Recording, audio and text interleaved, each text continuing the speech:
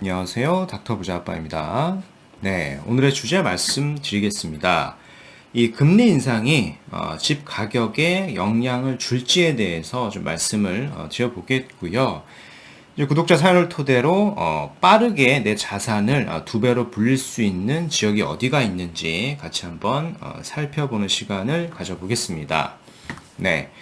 이제 한국중앙은행 기준금리를요, 기존 0.5에서 0.75% 이렇게 올렸습니다. 금리라고 하는 건 가장 중요한 게 금리 인상의 속도입니다. 근데 금리라고 하는 것은 우리나라 단독으로 계속 올릴 수 있는 부분이 아니죠. 이제 미국의 상황을 봐야 되는데, 미국의 이제 파월 의장이 연내 테이퍼링 시작은 가능하겠습니다만은 금리 인상에는 선을 그었다라는 내용입니다.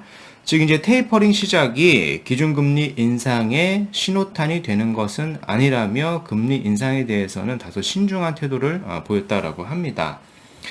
여태 이제 국내 부동산 시장 상황 자체는요, 집 가격에 대해서 지금 관심이 많은 상황입니다. 즉 금리를 올렸기 때문에 이게 영향력이 클 것이냐, 첫 번째, 다른 하나는 효과가 제한적일 것이냐라는 의견이 있습니다.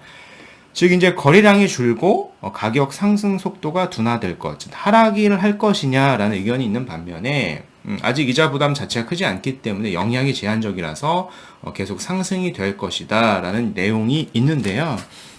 제가 봤을 때는 좀 후자에 좀 더 가깝다라고 좀 판단이 됩니다. 그 근거를 좀 말씀드려 보면은 현재 기준금리 자체를 인상을 했지만은 여전히 0.75%로 매우 낮은 수준이고요. 이건 이제 수개월 전서부터 올리겠다라고 하는 시그널을 줬기 때문에 시장에 미치는 파장 자체는 미미하다라고 보는 게 맞고, 금리 인상 폭이 매우 낮기 때문에 예를 들어서 뭐 1억 원을 대출 받는다라고 하면은 1년에 부담해야 할 이자 자체가 25만 원이기 때문에 이 25만 원 부담 때문에 내가 집을 못 사거나 집을 팔려고 하는 사람은 아마 거의 없을 겁니다.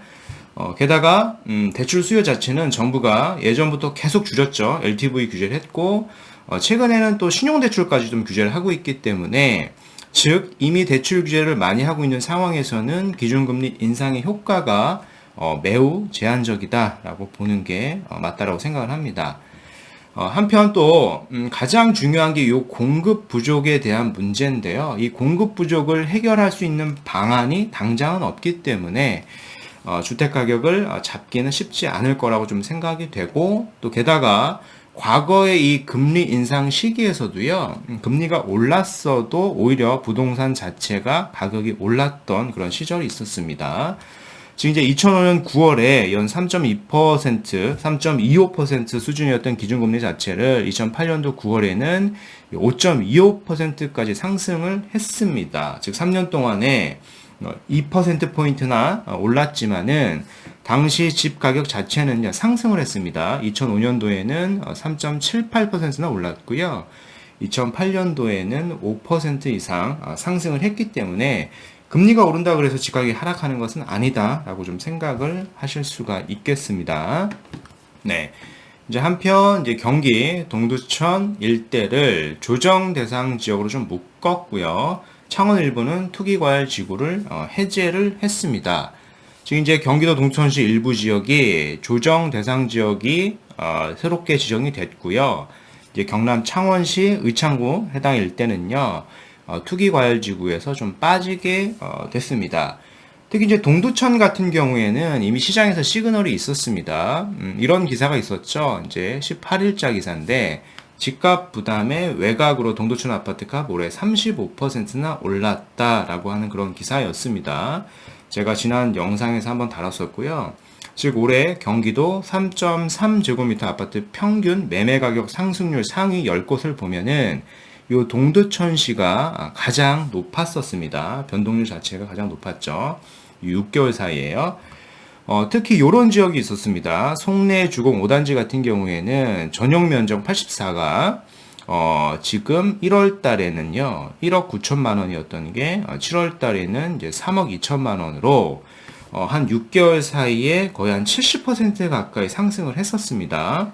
게다가 이제 서울 거주자가 이 동두천 아파트를 사들인 건수가 전년 동기에는 118건이었던 게 509건으로요. 330% 이상 이렇게 올랐기 때문에 사실상 어떤 투기의 조짐이 보여서 이런 식으로 조정지역으로 지정이 됐다라고 보시면 되겠습니다. 이 아파트에 대해서 지금 말씀을 드렸었죠. 계속적으로 매수세가 붙기 때문에 사실상 가치를 보고 좀 투자를 결정하셔야 된다 좀 말씀을 드렸었습니다. 네. 오늘 구독자 사연에 대해서 같이 좀 살펴보겠습니다. 이분은 이제 30대 중반 신혼부부이시고요. 이제 아내는 육아휴직 중이고, 저는 평촌에서 회사를 다니고 계신다라고 하셨습니다. 현재 주택은 없고요. 무주택자이시고요. 이제 3본에서 요 3억의 전세로 거주 중이라고 하셨고, 이 3본 개나리 주공이라는 아파트에 거주 중이라고 했고요. 전세로 거주하고 계시는데, 임차 기간은 1년 정도 남았다. 집주인이 집을 매매로 내놨기 때문에 내가 이제 요거를 매수하려고 이제 고민 사연을 주셨는데요. 매수를 고민하시는 이유가 요 두 가지 같습니다. 요 리모델링 추진하고 GTX-C 정차역이기 때문에 투자성이 있다라고 좀 생각을 하셨습니다. 또 게다가 이제 투자 가능한 자금 같은 경우에는 요 전세금 외에 현금 1억하고 마이너스 통장 1억 정도를 가지고 계신 것 같아서요. 그래서 뭐 이 단지를 매수해도 괜찮을까요? 이렇게 사연을 주셨는데, 제가 봤을 때는요, 그렇게 좋은 선택이라고 생각하진 않고요. 그 이유가 되는 것은 될 수 있으면 요 리모델링 단지 같은 경우에 리모델링보다는 3번 같은 경우에 3번을 본다라고 하면 또 3번에도 재건축 단지가 있거든요. 이 재건축 단지가 투자성 자체로 보면 더 높습니다. 리모델링 단지보다는 투자성 자체가 높기 때문에 재건축으로 보는 게 맞고요. 다 이제 재건축 같은 경우에 문제가 뭐냐면은 시세 상승이 좀 오래 걸리죠. 재건축이 좀 오래 걸리기 때문에 어느 정도 좀 몸테크도 해야 되고 시세 상승이 좀 오래 걸릴 수 있어요. 그렇기 때문에 더불어서 저는 인근에 신축이 될 수 있는 현재 공사 중인 그런 분양권이 있습니다. 그 분양권에 대해서도 저는 더불어서 좀 말씀을 드려보겠습니다. 요걸 말씀을 드리는 이유는 현재 자산이 좀 되기 때문에 이 자산 가지고 충분히 매수가 가능해 보이기 때문에 그렇습니다. 만약에 자산이 없다라고 하면은 담보대출까지 고려해가지고 3본 내 소형 재건축 단지를 보면 되는데요. 자산이 제가 봤을 때는 현금성 자산과 이 대출을 포함한다라고 하면은 요 분양권을 충분히 매수할 수 있는 자산이 되기 때문에 빠르게 좀 시세 차익을 볼 수 있는 지역에 대해서 좀 말씀을 드려보려고 합니다. 네.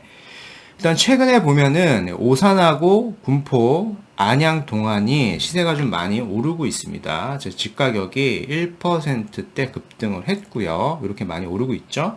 구체적으로 보면은 경기는 전주 대비 0.7%를 기록을 했고 지난주 상승률보다 더 높아졌고요. 지역별로 보면은 오산, 지금 보고 계시는 군포, 그리고 안양, 동안구, 동두천은 지금 규제로 묶였고요.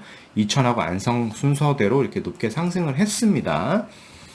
네, 그래서 현재 말씀하신 단지가 제가 확인을 했는데 이 단지거든요. 개나리 주공이라고 하는 아파트인데 여기를 지금 매수 고민하시는 이유가 요 리모델링하고 지금 인근에 지금 GTX라고 하는 호재가 있죠. GTX-C라고 하는 호재가 있기 때문에 요 두 가지를 보고 지금 매수를 고민하고 계신 것 같은데요. 저는 요 선택지보다는 차라리 인근의 재건축 단지가 더 좋다라고 좀 말씀을 드리고 싶습니다.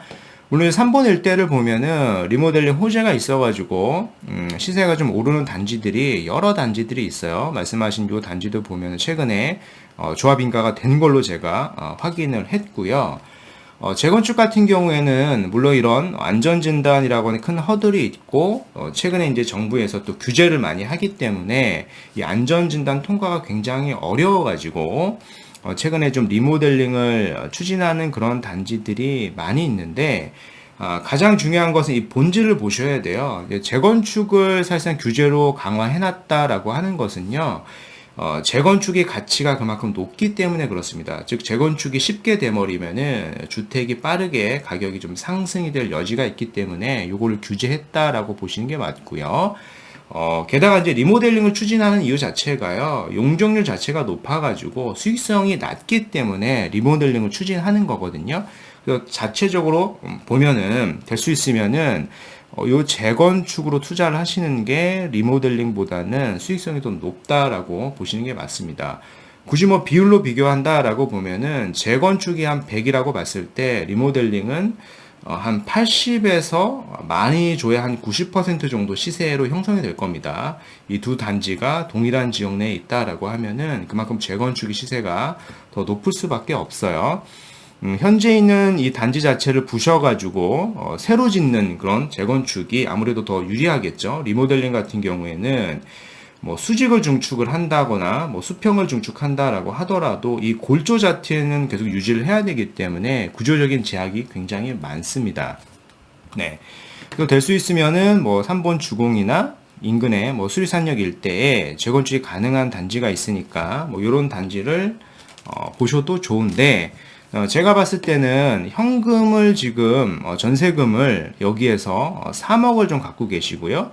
그리고 또 현금 1억이 있고 여기 대출까지 1억까지 할 수 있기 때문에 거의 5억 정도의 자산이다라고 하면은 여기 있는 이런 소형 아파트보다는 인근에 신축이 될 분양권을 좀 사셔가지고요. 좀 빠르게 시세 상승을 좀 보시는 게 더 좋을 것 같습니다. 인근에 보면은 요 삼형 아파트 주변 지구라는 곳이 있습니다. 재개발 구역인데 경기도 안양시 만안구 예술공원 일대에 있습니다. 여기가 아파트 6개 동 한 550세대로 건축 중에 있고요. 이미 많이 지었습니다. 요 단지인데요. 2022년 7월에 입주를 앞두고 있는데 요 시세를 보면은 30평형, 29평에서 30평형 정도 되죠. 요 평형이 지금 8억을 하지가 않습니다. 그쵸? 근데 주변의 시세를 보면은 동일 행정구역상에 25평 신축 아파트가요. 이미 한 9억을 넘어섰고요. 여기보다 좀 더 상위급지라고 할 수 있겠습니다만은 평촌 같은 경우에는 이미 11억을 넘어서고 있기 때문에요. 여기에 해당하는 이 단지도 입주를 한다라고 하면은요, 제가 봤을 때는 10억을 넘어서 한 11억도 갈 수 있다라고 좀 생각이 됩니다.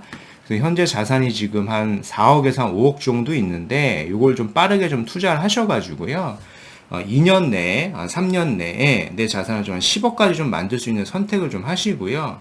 여기도 좀 비과세를 좀 빠르게 좀 받으셔가지고 서울로 한번 갈아타셨으면 좋겠습니다. 그래가지고 15억 이상 혹은 뭐 20억까지도 갈 수 있다라고 저는 생각을 하기 때문에요. 요런 선택지를 좀 빠르게 하셔가지고 자산을 좀 빠르게 불리셨으면은 좋을 것 같습니다. 네. 그래서 오늘 말씀드린 내용을 좀 요약을 해보면은 한은에서 기준금리를 올렸습니다. 그쵸? 집값 상승을 막기에는 제가 봤을 때는 좀 어려울 것 같다라고 좀 말씀을 드렸고요. 가장 핵심이 이 공급 문제가 해결이 되지 않았기 때문에 그렇다라고 좀 말씀을 드렸고, 게다가 이제 과거에도 이 금리 인상 시기가 있었습니다만은 오히려 해당 시기엔 집가격 자체가 올랐었습니다. 동두천시 일대가 지금 조정지역으로 지정이 됐고요. 창원시 일부 일대는 투기과열지구에서 좀 해제가 됐습니다. 오늘 이제 30대 중반 신혼부부께서 사연을 주셨는데요. 지금 자산이 한 5억까지 가능하세요. 그렇기 때문에 이 3번 내 리모델링 추진 단지보다는 차라리 재건축 단지가 나을 것 같고요. 재건축 단지 외에 제가 봤을 땐 더 자산을 빨리 불릴 수 있는 방법은 인근에 요 단지 신축 분양권을 보셨으면 좋겠다라고 말씀을 드리겠습니다. 주변 시세보다 시세가 아직 덜 올랐다라고 좀 판단이 되기 때문에 추천을 드립니다. 네, 그래서 오늘 말씀드린 내용은 여기까지이고요. 제 영상이 좀 도움이 되셨으면 구독하기, 좋아요, 알림 설정까지 부탁드리겠습니다. 이상 닥터부자였습니다. 감사합니다.